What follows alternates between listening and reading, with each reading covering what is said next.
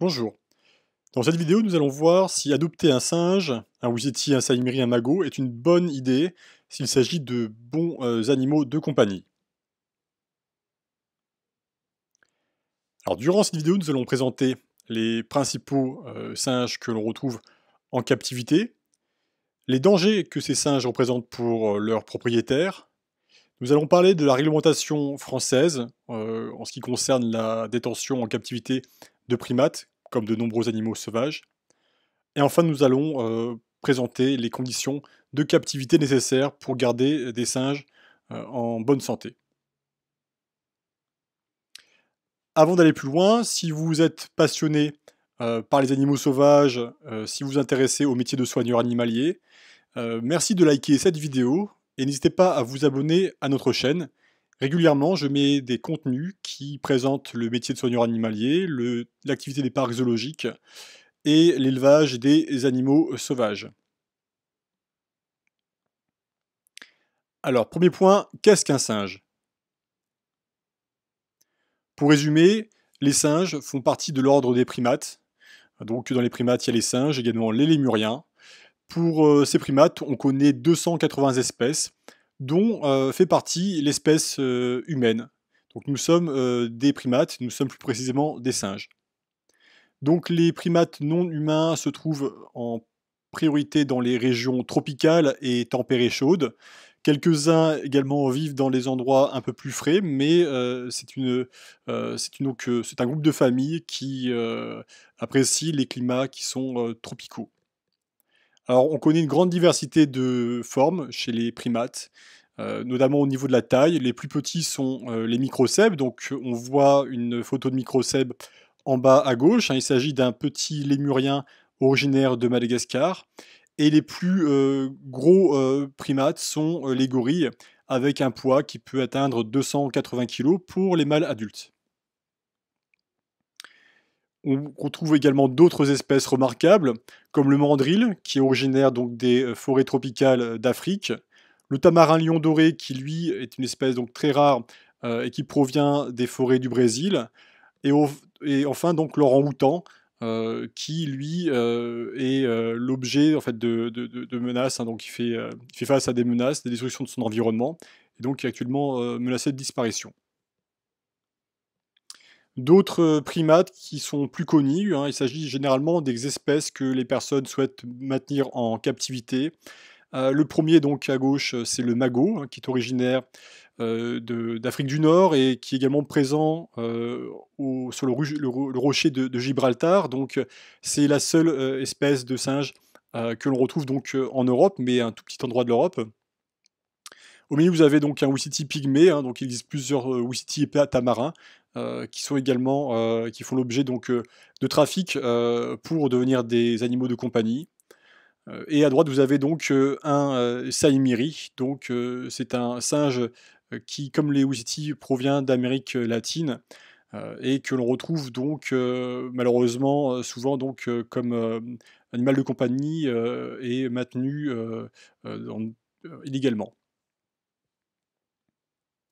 Alors, beaucoup de primates sont menacés de disparition.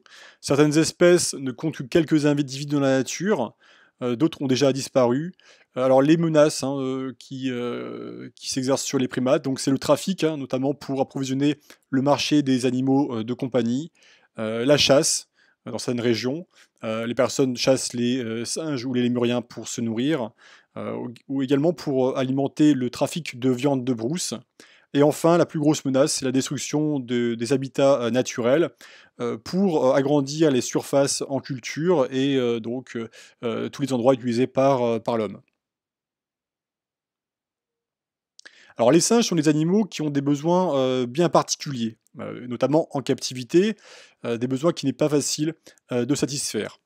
Les singes ont des capacités intellectuelles élevées, notamment nos proches parents, donc chimpanzés, orang-outans, gorilles, mais la plupart des primates, hein, ont une faculté d'analyser leur environnement, beaucoup plus poussée que d'autres espèces animales. Donc ces primates sont des êtres sensibles qui ressentent des émotions et lorsque l'on, les garde en captivité, on est donc responsable, de, leur offrir les meilleures conditions, possibles, ce qui n'est pas, évident comme nous allons le voir un peu plus tard.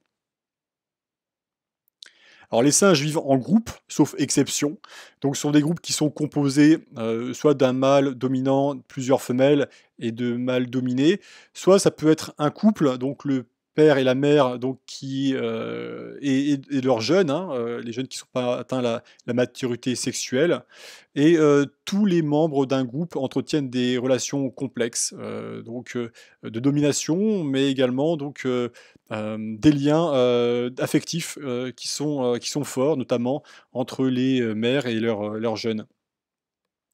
Le contact avec un être humain ne satisfait pas les besoins affectifs d'un singe, même si, le propriétaire aime son animal, l'animal ne peut pas, recevoir la même attention qu'il aurait dans un groupe, hein, d'autres singes. Lorsqu'on, prélève un animal de son groupe, il subit un stress et notamment ce stress perdure lorsqu'il est gardé, seul. Les animaux, comme les singes, ne sont pas faits pour vivre, seuls. Alors nous avons, déjà vu, hein, que, les singes ne sont pas des animaux, de compagnie par rapport à ces besoins et nous allons le préciser un peu plus loin pour que vous puissiez, vous rendre compte et réévaluer votre projet, hein, de tenir un primate comme, animal de compagnie. Alors bien entendu, un conseil que je vous donne, mais que vous avez sans doute dû entendre, hein, si vous cherchez un animal de compagnie, adoptez un chien, un chat, un furet, un lapin, parce qu'ils sont, nombreux dans les refuges à attendre un maître. Ce sont des animaux qui sont, apprivoisables, hein, donc ils ont été sélectionnés, pendant, de nombreuses générations, par les éleveurs pour être, donc dociles et être affectueux.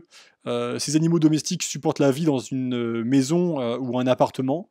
Vous pouvez les promener avec, vous, hein, faire une balade, les sortir de chez vous et même partir, en vacances avec eux, c'est possible et aussi c'est légal. Tout cela n'est pas possible avec un singe. Alors garder, un singe, c'est aussi s'exposer à des, dangers. Le premier danger, finalement, c'est que lorsqu'on, garde un singe, de manière, illégale, en France, beaucoup de personnes ont, des primates, de manière illégale et régulièrement ces personnes font l'objet de poursuites. Alors quand vous, êtes, heu dénoncé, au service vétérinaire ou aux forces de l'ordre, vos animaux sont saisis, vous recevez une amende et bien souvent une peine d'emprisonnement.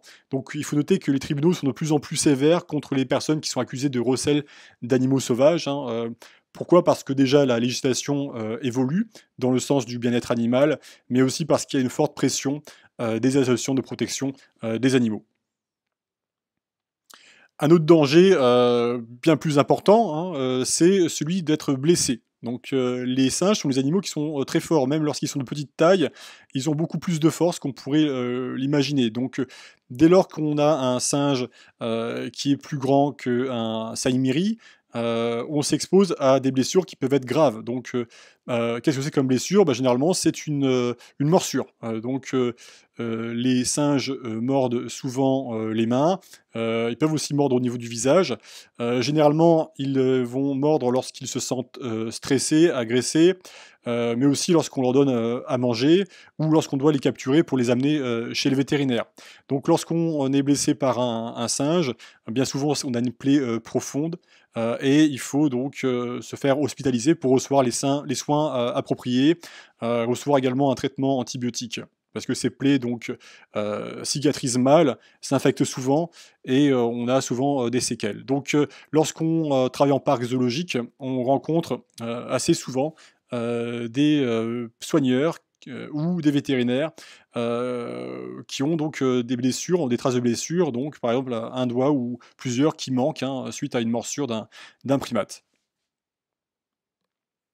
Enfin les, primates sont proches de l'homme, hein, donc nous sommes des primates, hein, donc en fait avec ces singes et lémuriens, on partage, des sensibilités à certains micro-organismes et les, singes peuvent nous transmettre, des, maladies. Voilà, d'autant plus que lorsqu'on travaille avec eux en parc zoologique et encore plus lorsqu'on vit avec eux, on est en promiscuité et donc ces, virus, ces bactéries ou ces parasites, circulent, facilement et on peut donc les contracter et on peut donc tomber malade. Alors cette contamination se fait donc par les morsures, hein, lorsque, la salive, de l'animal contient des virus, ou par contamination orofécale, c'est-à-dire que l'animal donc va faire des excréments.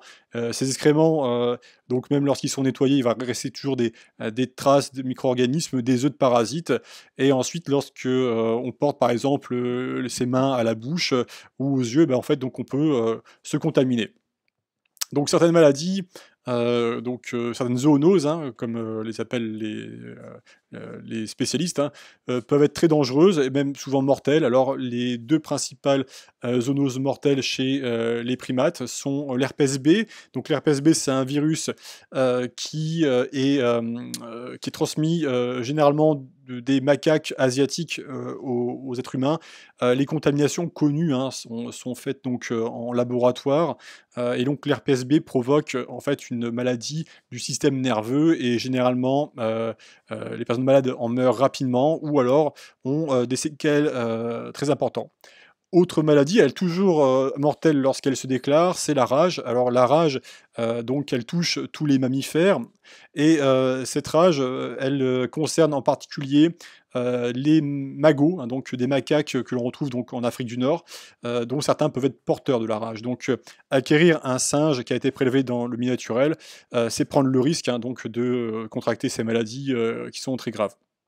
Donc pour ces raisons, les singes ne doivent pas vivre avec leurs propriétaires et leurs proches, hein. Rappelons que les enfants, les personnes âgées et les, personnes immunodéprimées, pardon, sont particulièrement sensibles aux maladies, hein. Donc il y a herpès B, la rage, mais également la salmonelle et beaucoup d'autres, maladies, qui peuvent être transmises, de singe à l'homme. Alors petite introduction sur les singes et la loi en France. Donc pour les primates sont, protégés par la convention de Washington, hein, donc on parle également de CITES. Cette convention donc, prévoit plusieurs annexes et donc, les, primates sont, à minima classés en annexe 2, et pour beaucoup d'espèces, sont, portés à l'annexe 1, donc l'annexe, où on classe les espèces en voie de disparition et donc, les primates, reçoivent des, mesures de protection, maximales. Donc pour, acquérir un animal, donc déjà légalement c'est, c'est peu commun. La plupart des animaux que vous allez trouver, tous les animaux qu'on va vous proposer sur, les sites internet, et un peu sous le manteau sont des animaux qui ont été illégalement prélevés dans la nature ou qui ont été volés, hein. Donc par contre si, vous, êtes dans le circuit légal, il faut vous assurer que les animaux que vous allez acquérir d'un éleveur ou d'un parc zoologique soient accompagnés des documents, officiels. Voilà donc ils doivent être marqués ces animaux, mais il doit également avoir un document, type CIC, hein, certificat intracommunautaire, lorsqu'ils sont classés en annexe 1. Donc c'est un petit peu compliqué. De toute façon, si, vous, vous dirigez dans le projet de maintenir des primates, de vous en occuper, vous apprendrez ça donc dans une formation, de soigneur animalier ou de vétérinaire. Donc si vous achetez un singe avec de faux documents, sachez que vous êtes en infraction et que vous donc vous risquez donc la saisie de vos animaux et des poursuites. Alors en France, les, primates sont classés comme espèces dangereuses. C'est le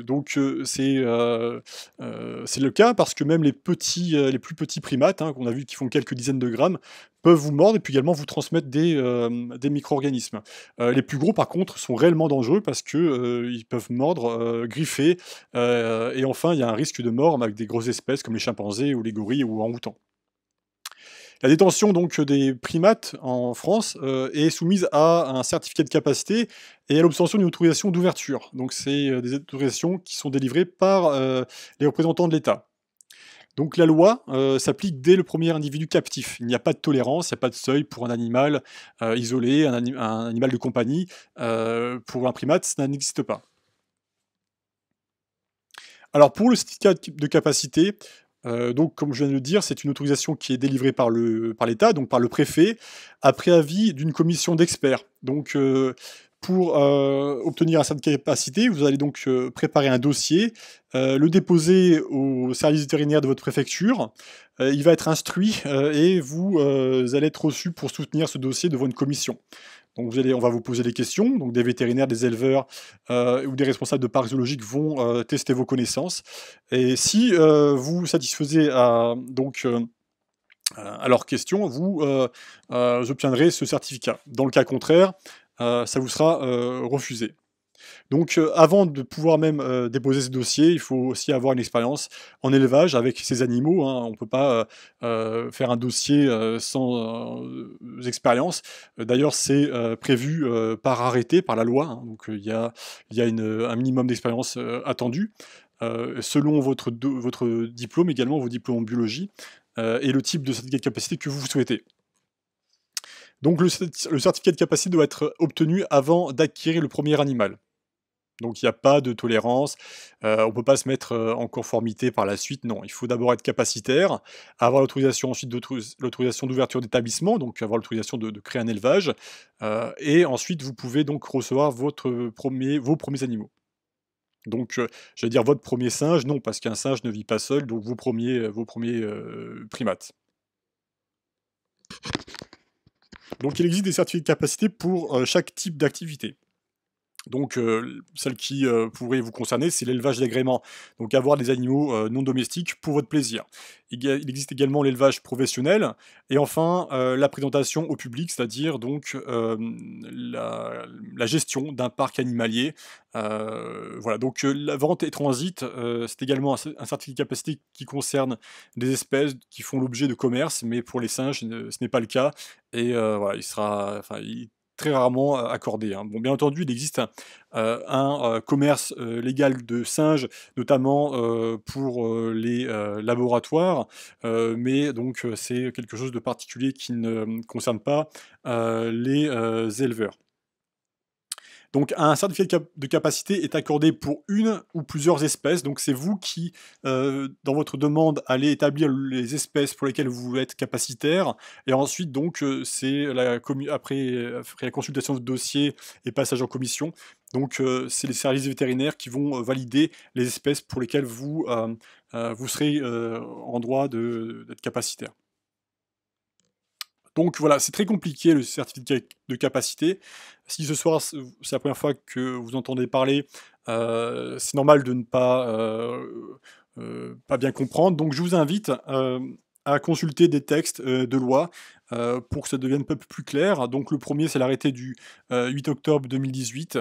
Donc il, fixe les, règles de fonctionnement des établissements et de la captivité, autour des animaux non domestiques et l'arrêté du 12 décembre 2000 qui lui, concerne l'expérience, préalable, au dépôt d'un certificat de capacité. Enfin, il y a une circulaire, hein, donc qui a été produite par le ministère de l'Environnement à l'attention des services vétérinaires, donc elle ne s'adresse pas à nous. Par contre, elle contient, elle liste les, éléments qui sont attendus, pour, constituer un dossier de demande de certificat de capacité. Donc en fait, c'est la trame, que les candidats, les demandeurs doivent suivre, pour faire ce, dossier. Dans tous les cas, si vous souhaitez donc, déposer, un certificat de capacité, commencez toujours par consulter les services vétérinaires de votre DDPP. Donc la DDPP, c'est la Direction départementale de la protection des populations, donc c'est un département de la préfecture. Commencez par, contacter le responsable faune sauvage captive pour donc présenter votre projet, et vous serez donc informé sur, les éléments qui sont attendus, les stages que vous, devez faire ou alors donc vous pourrez valider avec lui, l'expérience que vous avez, peut-être déjà en parc zoologique ou avec, des éleveurs. Alors le dossier de certificat de capacité doit décrire les conditions de, captivité que vous prévoyez pour, vos animaux.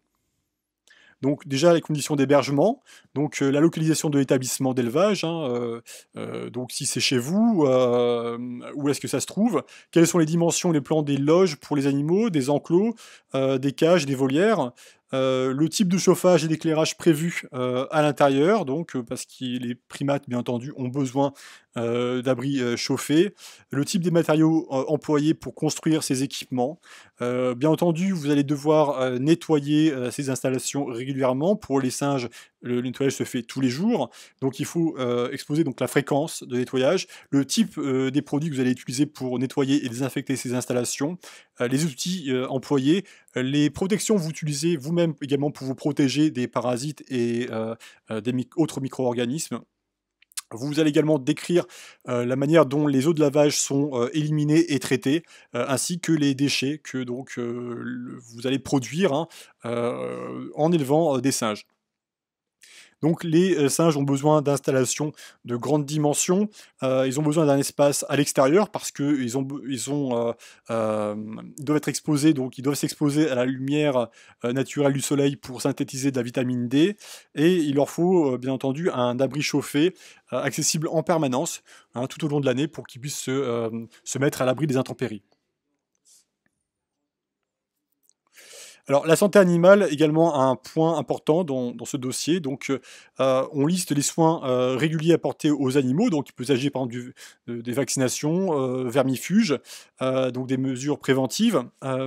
On met également, heu, on cite le vétérinaire qui sera référent, parce que donc avant de recevoir des animaux, il faut trouver un vétérinaire qui sera capable et qui acceptera de, soigner des singes. Ils sont pas tous nombreux, les singes sont des animaux, particuliers, hein, donc tout le monde n'a pas l'expérience pour le faire.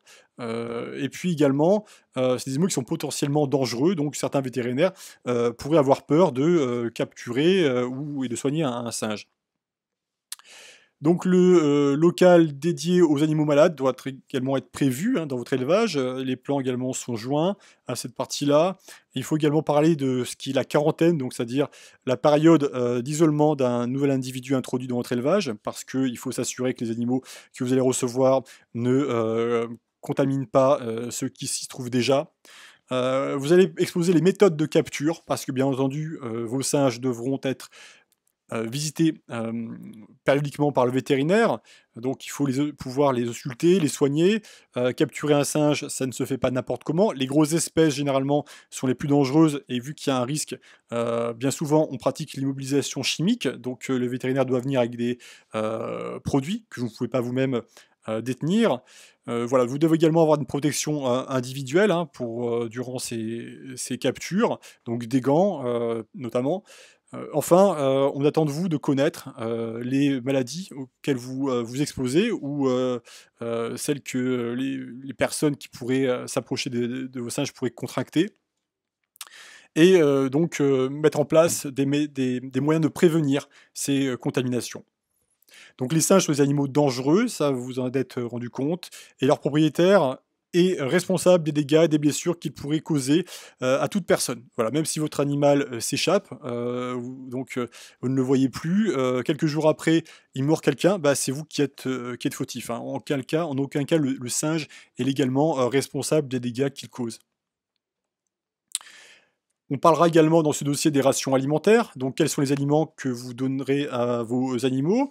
Les, primates, sont, omnivores, mais mangent beaucoup de, végétaux. Donc plus les singes, sont petits, plus ils tendent à consommer, des insectes, des petites proies. Voilà, on a également des animaux qui ont un régime alimentaire particulier, c'est notamment le cas des singes folivores qui s'alimentent surtout de feuillage. Bon, ceux-là sont très rarement, gardés en captivité et jamais donc, chez les particuliers. Alors, quelle est la fréquence de distribution des rations alimentaires? Pour les primates, il faut au moins les distribuer 2 fois par jour parce que ces animaux dans la nature s'alimentent tout au long de la journée. Donc en captivité, il faut un petit peu recréer, hein, cette même activité, de manière à ce que les animaux soient constamment occupés. Comment les aliments et l'eau sont présentés aux animaux? Donc, les singes vivent en groupe, souvent c'est très fortement hiérarchisé. Il y a un dominant qui va commencer à s'alimenter et les autres vont, attendre, de leur côté. Donc pour, que tous les animaux puissent, avoir accès à une alimentation équilibrée, il faut, disperser les aliments sur plusieurs points de nourrissage, et c'est la même chose également pour l'eau. Voilà, donc l'eau, elle, est renouvelée au moins une fois par jour, et elle doit donc toujours être présentée de manière à rester, constamment, propre. Qui va vous fournir ces aliments? Donc vous pouvez trouver, les fruits et les légumes, dans le commerce, hein, donc ceux qui sont, destinés à l'alimentation humaine conviennent également pour les primates. Par contre, les besoins des primates demandent d'autres aliments que l'on trouve, chez des fournisseurs donc spécialisés. Ces fournisseurs également, approvisionnent les parcs zoologiques, en granulés et en croquettes, spécialement, conçues pour, différents types de primates. Donc il existe des croquettes pour babouins, des croquettes pour singes folivores, des croquettes pour petits singes américains qui ont des besoins en vitamine D, assez élevés. Donc les singes ont également, besoin d'avoir des aliments, de bonne, qualité, et donc ces aliments doivent être correctement conservés. Donc comment le faites-vous? Est-ce que vous passez vos aliments au réfrigérateur dans des fûts hermétiquement clos? Voilà, ça également, il faut, le présenter. Donc les singes sont des animaux qui ont des régimes alimentaires spécifiques, et il faut donner une alimentation de qualité et en quantité adaptée, sachant que l'excès cause, bien souvent de l'obésité, et l'obésité est un risque important pour l'animal, hein. Donc souvent les animaux obèses, vivent beaucoup moins longtemps. Donc un animal obèse n'est pas un animal qui est en bonne santé. Il faut, donc contrôler la quantité qui est ingurgitée, et donner des repas donc, équilibrés. On parle également des enrichissements du milieu, donc c'est-à-dire tous les aménagements de l'installation, qui permettent, de créer un environnement complexe pour l'animal. Donc il s'agit bien entendu des perchoirs, des cordes, des plateformes, également du substrat au sol, la végétation qu'on peut mettre dans les enclos, mais aussi les jouets que l'on, apporte, que l'on renouvelle, fréquemment pour, apporter toujours de la nouveauté à vos animaux. Voilà, donc on met en place un programme d'enrichissement, et on, fait en sorte que les animaux soient, correctement stimulés.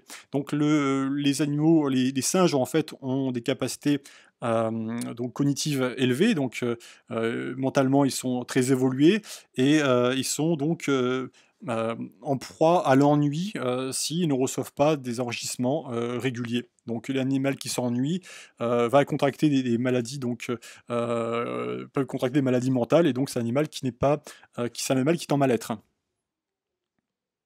La composition des groupes, pardon, donc comme on expliquait, au début, les singes sont des animaux qui vivent en groupe, de type, familiaux ou, harem. Donc il faut plusieurs, individus gardés, dans un même enclos. Par contre, ces groupes sont, dynamiques, hein, comme dans la nature, c'est-à-dire qu'il y a des animaux qui sont acceptés, d'autres après qui sont exclus de ce groupe-là, hein, c'est pas fixe. Donc en tant que propriétaire de singes, vous êtes responsable donc, de permettre à vos animaux de rester donc, en sécurité dans le groupe, et donc éventuellement à le quitter s'ils en sont, exclus. Voilà, donc il faut, aussi, décrire le type d'organisation sociale chez les espèces que vous voulez maintenir. Une fois que ça c'est fait, on parle également de la provenance des animaux que vous voulez acquérir. Donc bien entendu, il faut que la provenance soit licite. Alors certains proposent par exemple de devenir des refuges pour des animaux qui seraient, saisis par la justice. D'autres, prévoient de travailler avec d'autres éleveurs, hein, de singes. Ils sont peu nombreux, mais certains s'organisent en réseau. Voilà, donc aussi, vous pouvez prévoir de gérer la fertilité de certaines espèces, hein, parce qu'en captivité, et avec de bons soins, les singes se reproduisent régulièrement, et vous pouvez très bien arriver à une surpopulation de vos enclos, de vos installations. Donc il ne faut pas que ça se produise, et pour cela il faut prévoir, de gérer la fertilisation. Parfois il faut stériliser, certains animaux lorsqu'on est en, surpopulation. Enfin, lorsque vous devez, exclure un animal de son groupe, hein, parce qu'il est, chassé, par ses congénères, en fait, il faut s'assurer de trouver un endroit qui pourra le recevoir, un endroit qui sera, autorisé pour le recevoir, donc un élevage comme, celui que vous allez, créer, ou un parc, zoologique. Dans ces cas-là, il faut connaître ces personnes, et donc avoir soi-même son réseau, pour s'assurer que les animaux trouveront, tous une place, voilà. Donc vous êtes responsable en fait des animaux qui viendront à naître dans votre établissement. Alors voilà, vous avez vu maintenant que les singes demandent beaucoup de soins, et tout cela demande également donc des revenus, financiers suffisants, et du temps pour entretenir donc, ces animaux. Finalement, les singes ont un besoin, d'une attention quotidienne. On ne peut pas partir de, son élevage, ne serait-ce qu'une journée, parce qu'il faut nettoyer, il faut, les installations tous les jours, il faut donner à manger aux animaux 2 fois par jour, donc si on part, il faut être remplacé. Alors, c'est rare de trouver, d'avoir un conjoint ou une personne proche qui puisse, vous aider. Dans tous les cas, si cette personne, vous aide, il faut qu'elle soit également compétente, pour réagir donc, en cas d'urgence. Donc le, futur, capacitaire doit prévoir tous les problèmes qu'il pourrait rencontrer. notamment si, à l'avenir, il ne pouvait plus être capable de s'occuper de ces animaux parce qu'on peut très bien tomber malade, avoir un accident, être handicapé, avoir une perte d'emploi parce qu'on parlait tout à l'heure des revenus financiers. C'est souvent beaucoup d'argent que l'on doit donc consacrer à ces animaux et en fait, voilà, s'il y a un problème, vous êtes encore responsable des animaux et vous ne pouvez pas, par exemple, vous, dire simplement: «Bah, quand je ne pourrai plus garder mes animaux, je vais les donner à un zoo, ils seront contents». Non, les zoos, en fait, ne sont pas donc des refuges, hein, et donc ils ne peuvent pas recevoir vos animaux si vous ne pouvez pas les, entretenir. Donc c'est pour cette raison que les singes, en France, sont généralement gardés dans des parcs zoologiques, hein, car finalement, c'est les zoos, hein, on les finance, on les budgets, pour maintenir, des élevages, de bonne qualité et employer des soigneurs, animaliers. Donc en France, peu de particuliers, hein, sont, légalement propriétaires de singes. Enfin, j'entends ont des élevages de bonne qualité aussi parce que avoir un animal dans une cage, donc dans son salon voilà, c'est bien entendu, c'est pas une manière de garder un animal, hein, notamment comme un singe, hein, donc ça, c'est exclu, bien entendu. Donc c'est à ces conditions, finalement qu'un, certificat de capacité vous sera accordé. Si vous avez tout prévu, si vous avez également les connaissances. Pour garantir la sécurité des animaux, votre sécurité, celle des personnes qui vous sont proches et de l'environnement. Donc voilà, c'est une responsabilité, le certificat de capacité, en fait, n'est pas un dû. C'est pas parce que vous en faites la demande qu'il doit être accordé, d'autant plus rapidement. Donc il faut généralement plusieurs années entre la naissance du projet, en disant: «Tiens, j'aimerais élever des singes» et être prêt à recevoir vos premiers animaux. Pourquoi? Parce qu'il faut, du temps pour faire des stages en parc animalier. On attend souvent plusieurs mois, hein, pour que vous soyez, qu'on puisse, instruire votre dossier. Donc pour avoir plusieurs mois en parc zoologique, en fait, pour ma part, moi, ça m'a demandé, pratiquement 10 ans, de stage, hein, donc en France, à l'étranger. Et enfin donc, à ce moment-là, vous pourrez donc, recevoir vos animaux, et seulement. Donc vous voyez, c'est quand même un projet de vie, hein, c'est pas un caprice, c'est vraiment une orientation quasi professionnelle. Alors je viens de vous le dire, mais attention, les zoos n'ont pas vocation à récupérer les animaux dont on ne veut plus, dont on ne peut plus s'occuper. Donc et de l'autre côté, les refuges, hein, il y en a plusieurs refuges en France qui reçoivent des singes. Généralement, ce sont des endroits qui sont saturés d'animaux abandonnés et les refuges, voilà, c'est pas les endroits où il y a, forcément les meilleures conditions de captivité. Bien souvent, ce sont les structures associatives, voilà, qui survivent ou qui vivent avec, du travail bénévole, ou des dons. Donc pour résumer notre présentation, les singes ont des besoins difficiles à satisfaire en captivité. Les singes ne sont pas des animaux de compagnie, je pense que maintenant c'est clair, pour tout le monde. En France, il faut un certificat de capacité pour être autorisé à les élever, mais dans la plupart des pays d'Europe et ailleurs dans le monde, il faut une licence et parfois même dans certains pays, c'est tout simplement interdit d'avoir des singes lorsqu'on est, particulier, lorsqu'on n'est pas un parc, zoologique. Si vous souhaitez passer du temps avec les primates, vous pouvez faire des stages dans des parcs animaliers, donc ce serait la première chose à faire, pour vraiment tester votre passion, votre motivation, et ensuite éventuellement donc, passer un certificat de capacité si vous aviez les possibilités, bien entendu, de, garder ces espèces dans de bonnes conditions. Bien que les emplois soient rares, on peut aussi devenir, soigneur animalier, c'est-à-dire donc, travailler dans un parc animalier, un refuge, ou un élevage, et s'occuper donc quotidiennement des singes. Bon, c'est pas les singes, ils vous appartiendront pas, mais en tout cas, vous passez votre quotidien avec ces animaux et c'est, très intéressant. Donc, dernier point, vous trouverez en description de cette vidéo des liens. Donc le premier vers un article complet du sujet que nous venons d'aborder, hein, donc ça vous permettra d'aller un peu plus dans le détail. Et enfin, vers un livre, qui présente, les études, pour devenir, soigneur, animalier en parc animalier, ou en refuge ou enfin voilà. Donc pour devenir soigneur animalier, ce livre décrit un petit peu donc, les le la voie à suivre. Et les études, qui permettent de le devenir. Voilà, nous vous remercions pour, enfin, je vous remercie pour la consultation de cette vidéo, le temps que vous avez donc, consacré. J'espère que ça vous a intéressé, que ça vous a appris de nouvelles choses. N'hésitez pas à la liker, ça permet donc, de la faire remonter dans les résultats de recherche sur YouTube et par rapport aux autres vidéos qui abordent le sujet, bah, vous voyez donc moi je fais pas la promotion, de la captivité, surtout des mauvais soins. Donc c'est quand même bien de pouvoir, bah, donner des informations qui sont validées, hein. Je suis soigneur animalier, depuis, plus de 15 ans. C'est mon avis, mais je pense que c'est l'avis de beaucoup de personnes et essaye donc de faire, diffuser cette vidéo, heu, par le like, mais aussi par le partage sur les réseaux sociaux. Voilà, je vous remercie, je vous souhaite une, bonne continuation et puis, à bientôt.